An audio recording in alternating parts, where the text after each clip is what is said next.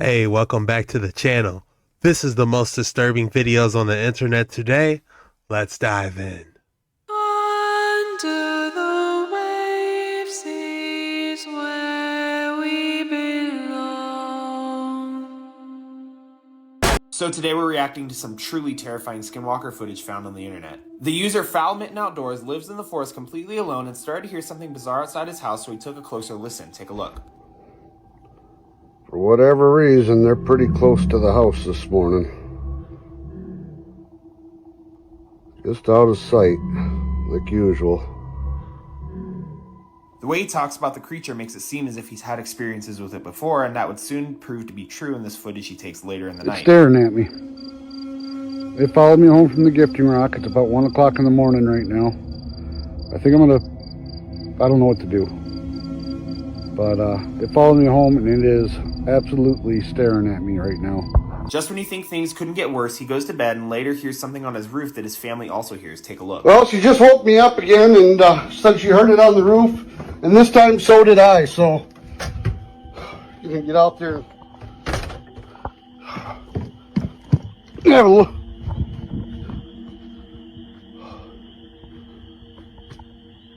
Okay.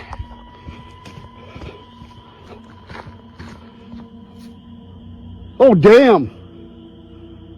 Holy shit. All right. Son of a bitch is one on the other side of the house.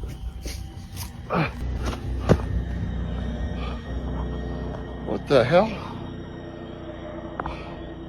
Where'd it go? What is that?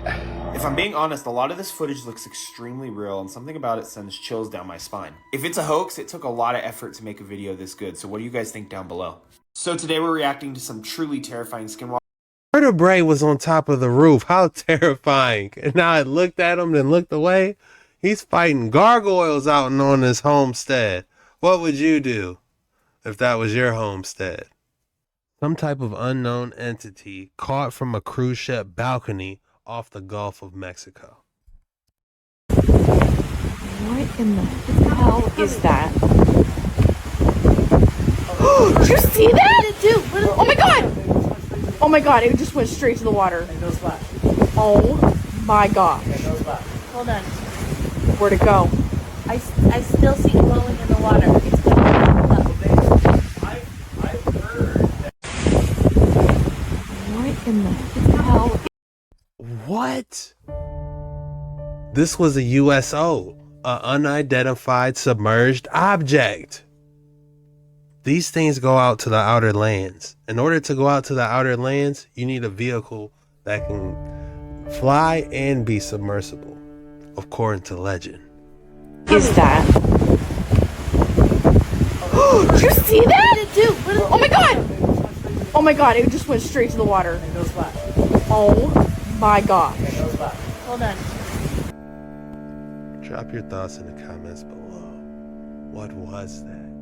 If you're enjoying this video, be sure to hit that like and subscribe button because we do these videos every single day. And I'd love to see you around here, so let's get straight back into the action.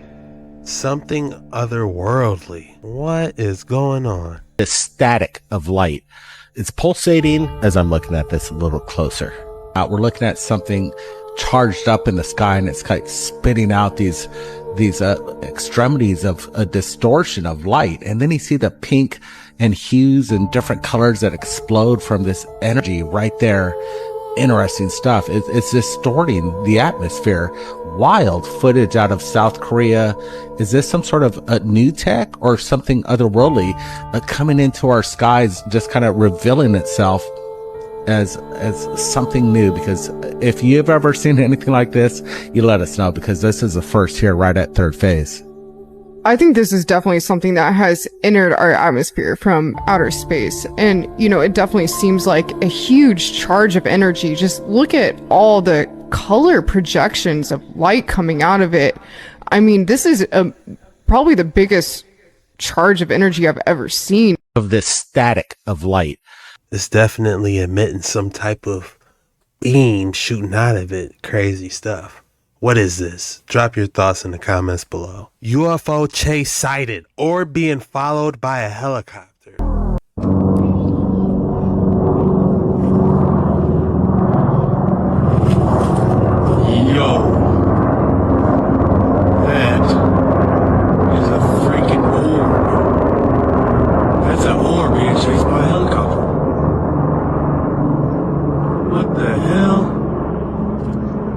That is a straight up orb, dude. Being followed by a freaking helicopter.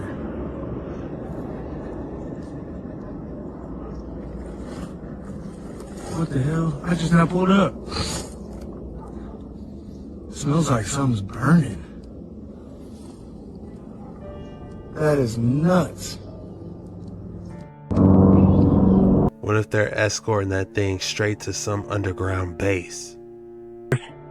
Well, Jansen reported that there is one continent inside the Earth and one ocean. The ocean is small compared to the continent. I estimate the continent to be about 16,000 miles from one side to the other, and the inner ocean only about 3,000. So most of the inner surface is inhabitable. The vegetation grows like a paradise. Some of the apples that grow on the trees in the earth are as large as your head. The grapes were the size of our oranges. The people there live to be up to 800 years old. When I see USOs, I always think, man, are they going straight to inner Earth?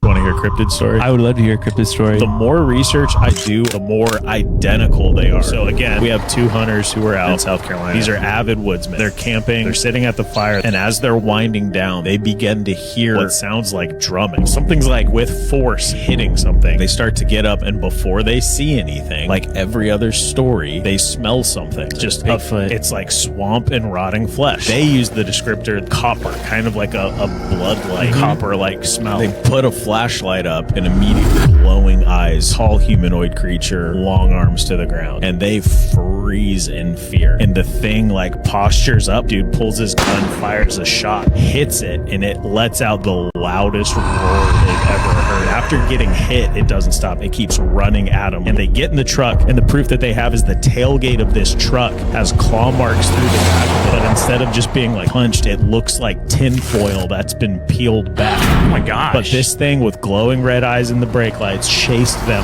for a quarter mile before giving up the pursuit. A quarter mile, this thing's roaring and running them down a hill. They've never gone back to the woods. This was in 1987. They've never been back. I mean, that's like the Moth Man, just like it chasing them for miles. In that region of South Carolina, there's like legends of a lizard man, and it fits exactly with other stories where people have reported similar things. It's terrifying, dude. Cave systems in the mountains. I guarantee that's where they're all coming from, man. You want to hear a cryptid story? I would love to hear a cryptid story. The more research. Man, what's all these things? You gotta be careful when you go out in those woods. You never know what you're gonna run into. That's why I say keep your head always on a straight swivel. My brother took this photo 5 miles away from our ranch. Our neighbor also saw 2 smaller ones playing in a wash. I believe they are more baby ones than adults. That photo was taken April 29th of this year, 300 yards from my mom's house. It's dragging a piece of lumber from a shed that blew down from the high winds. The rangers and some of the Navajo Nation officials went snooping around a whole day after my sister posted the photo on Facebook. He was driving on a dirt road when he saw it, and then took the photo out of panic. He thought it was a badger at first. If they, Bigfoot, have learned or started to build things, this might be the reason for the need of the wood. I saw it as a kid exploring. Our ranch dogs bark, but now keep their distance every time maybe the adult ones do scream. Rocks have been thrown at the dogs. Brother went to show a good family friend the photo, and her elder said the natives used to hunt them. Also, that they may be part of a shape-shifting community. Reason no one has ever really seen them. They are also mentioned that if a shape-shifting animal, it will use the underground to move. We have been getting random people stopping by, and it weirds my mom out, so it's all hush at the moment. My personal RMSO opinion is the subject does in fact look like it could be a Bigfoot, and zooming in on it, it appears to be carrying a deer. You can see its head and face, along with one leg hanging down near the deer head. Both parties do in fact believe it is a says Bigfoot holding a deer. You don't say. I see it. I see it. And the Native Americans used to hunt them? That is wild. In the early 1990s, this team of Navy SEALs was called to Western North Carolina. Their mission was to neutralize a creature that was behind a family gone missing in the Appalachian Mountains. The following is a first-hand account of one of the team members. They look like some straight G.I. Joes, don't they? After being sanctioned by an alphabet government agency, they were to fly out the next morning. When they were first briefed on the target, they would literally laugh out loud. They all thought this has got to be a joke, but they would soon find out it was the furthest thing from it. After being shown multiple pictures of victims who were attacked, this SEAL team member would look over at his closest friend and fellow teammate. He was of Native American descent and he looked pale white. He sent chills down his spine as he mumbled, "This isn't good at all." They would arrive the next day via chopper. As they landed, they seen the local sheriff waiting to welcome them. "I haven't been this happy to see the cavalry since Korea," he would say. He would take them through town showing the damage done by what he called the hairy demons. From trash buildings to disappearing families. After getting as much intel as they could from the sheriff, he would show them an old deer path. "Follow this, you'll find them," he explained. And they set out on their mission. As they were making their way up the side of the Appalachian Mountains, their Native American team member would tell them a story. "When I was young, my grandfather used to tell me all about them. How as a young man, he and his brothers would go on hunts. He would call the beasts wild men. They would harass our villages and take our children. Now I understand why he would never let me out at night," he explained. It was around 1400 hours when they would find their first track. Then they began seeing sign everywhere. They soon figured out that there were 7 of them total, and they began tracking them diligently. It was about 1930 hours and dark had just began to fall. That's when the point man would stop dead in his tracks and speak into his headset. You could hear the adrenaline in his voice. "Sir, I see one, and it's huge." "If you have the shot, take it," said the lieutenant. As he squeezed the trigger, the shot pierced the night silence. The 7.62 millimeter round hit the beast square in the chest. It let out a fierce roar and acted as if it was nothing but a mosquito. Suddenly, all 7 of them began attacking at once. The beast moved throughout the forest with amazing agility. They were so quick you could barely see them, making them extremely hard to hit. Then out of nowhere, one of their teammates lets out a deathly scream. They look back as he's being pulled up into a tree. As they were fighting, one of the lieutenant superiors would radio in, asking him to catch one alive. "Not a fucking chance," the lieutenant would reply. They would battle the beast for a couple days, killing the last one on the 3rd night. Soon after, they would find the missing family and their teammate, or what was left of them, as the beast had been eating them. Next day, they were told to stay quiet. They'd say their teammate training. Over 20 of training in the area since. WikiLeaks, when they leaked all of the Hillary Clinton emails and different stuff, there was an email from Hillary. It says, requesting documents pertaining to the resurrection chamber of Gilgamesh, the location of his body and the location of the buried Nephilim. And in 2003, April 2003, coincidentally 1 month before we set up the military occupation phase in Iraq, and the first thing our troops did was raid the Museum of Iraq, and 170,000 items were reported stolen. Of those, most of them were returned. The ones that were not returned were about 3,000 items that all dealt with resurrection and the afterlife. Probably just a coincidence.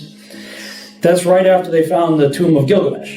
And if the stories are to be believed, the body was found, believed to be Gilgamesh, incredibly well preserved, and the primary objective was to extract DNA. The idea of the resurrection or resuscitation, the Egyptians held this. This is one of the basic concepts behind mummification, that they believed that these could be brought back to life in some point in time. And the ancient beliefs are being pursued through science. And the whole concept of transhumanism and uploading consciousness into machines, I mean, this is still, it's an ancient belief, but this is still something that is being hotly pursued. WikiLeaks. Allegedly. That might really be Gilgamesh. Are they trying to bring him back for entertainment purposes only? If you thought I didn't have an excellent specimen for you today, think again. This rather odd-looking crystal is Brokite, which is a polymorph of titanium dioxide. So this essentially means that it shares a chemical composition with rutile and anatase, but differs in its underlying crystal structure. So it crystallizes in what's known as the orthorhombic system, commonly forming these really strange bladed or sometimes prismatic crystals, often displaying complex twinning. And the crystals are typically brown, reddish brown, or sometimes even black, with this quite lovely adamantine to metallic luster. How exquisite. I had to name this piece, I would name it Kit Kat. Man is being charged by mysterious cryptid. Oh no. You better lock it in. Buckle up, bucko.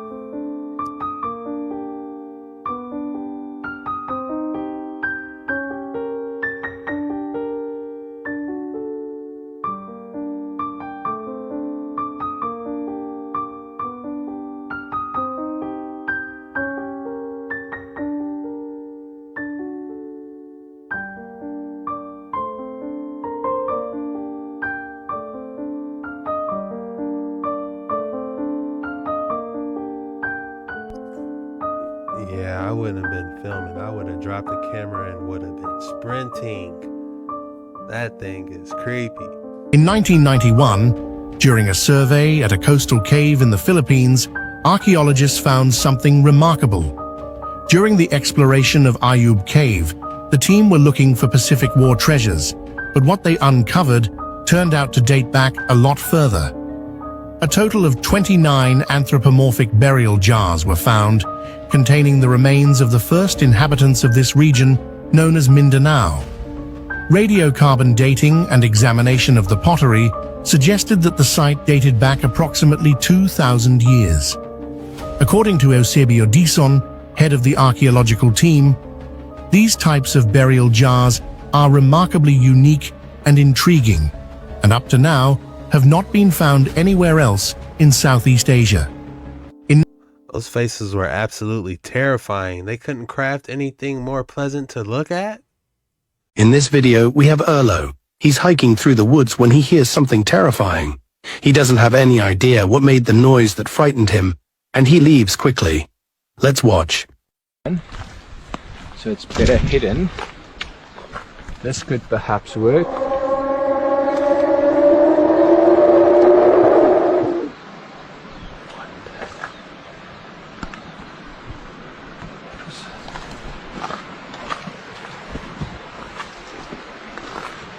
Perhaps work.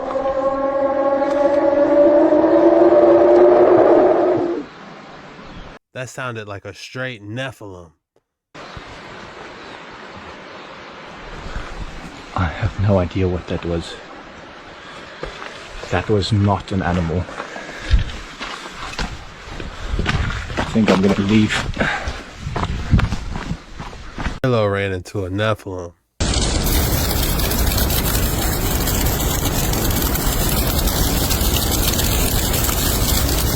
That is crazy. So much water is coming out of the rocks.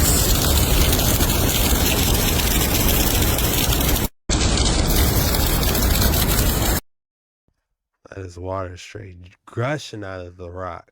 Looked like a fountain. I couldn't help myself. I'll be right on the edge.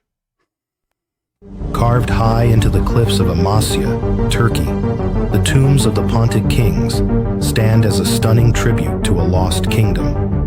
These massive rock-cut tombs date back to the 3rd century BCE and were built for the rulers of the kingdom of Pontus. I wonder how they did that. Did they slowly chisel it out, or did they use some type of ancient technology to beam a perfect CNC-like patterns throughout it? But I'm not seeing anything too crazy on this one. Wanted to explore the world's most mysterious cave, but the island did not allow entry. What?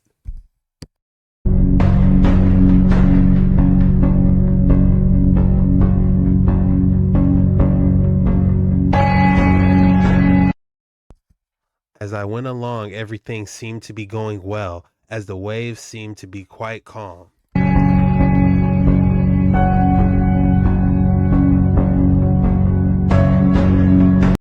At this point, the waves began to be altered.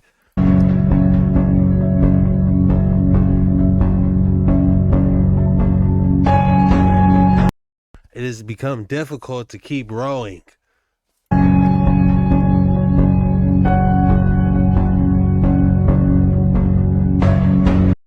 It is amazing how the water comes out even from the same rocks.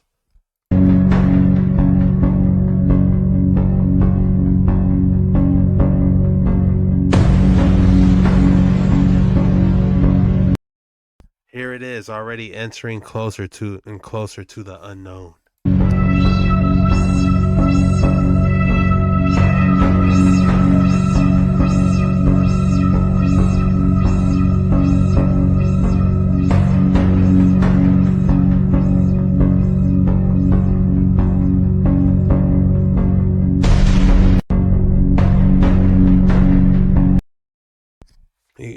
He wasn't trying hard enough. He could have been rolling and got up in there. In the rugged mountains of Maysan in Saudi Arabia, a strange village clings to the stone. The village of Al-Kafi was built over 1,000 years ago, with stacked towers that rise across 4 dizzying levels. Perched at over 5,600 feet above sea level, this forgotten place is accessible only to those bold enough to climb. Inside the buildings, there are 1,300 created compartments, which once sheltered something precious. The first settlers chose this remote place for a reason. Over 50 aromatic plants once bloomed here, making it a paradise for bees and for beekeepers. For centuries, Al-Kafi buzzed with life, until eventually the waters dried, the flowers faded, and the beekeepers and bees eventually vanished. In the rugged mountains of Maysan in South... Is this what this is? A giant city of ancient beekeeping? They sent the G.I. Joes to fight 7 Bigfoot. How disturbing. The Paracas candelabra is a geoglyph on the Paracas Peninsula, Peru. It resembles a trident standing 600 feet tall. It dates to around 200 BCE with unknown origins. Theories suggest it was for navigation or religious use. Its survival is due to the dry, arid climate. It's a key cultural landmark linked to the Paracas culture. Kind of resembles like a candle or a cactus. In 2019, archaeologists in Peru made a discovery which may be key to understanding one of the oldest civilizations in the Americas. 3,800 years ago, in what was once a fishing city of the Corral civilization, the people of Vichama etched a mysterious message into the walls. As archaeologists moved away the desert sand, little did they know that among the adobe bricks and walls, there were several carved scenes of intriguing iconography. The reliefs include a human-like toad and representations of people in various poses. But what do they mean? Archaeologist Ruth Shady shed some light on the discovery, commenting that the relief was likely done towards the end of a drought and famine that the Corral civilization had experienced thousands of years ago. Other reliefs discovered nearby also showed emaciated humans, furthering the theory that these reliefs were a message left, recording the difficulties the people faced from climate change, creating water scarcity and impacting their ability to grow food. A toad/human? What in the world is going on? Were they doing some type of genetic modifying back in the day? The code word for today's video is Tuesday Banger. Go ahead and drop Tuesday Banger in the comments below. That lets me know you're a real one because you made it all the way through. And I just want to say thank you. This was the most disturbing videos on the internet today. See you tomorrow.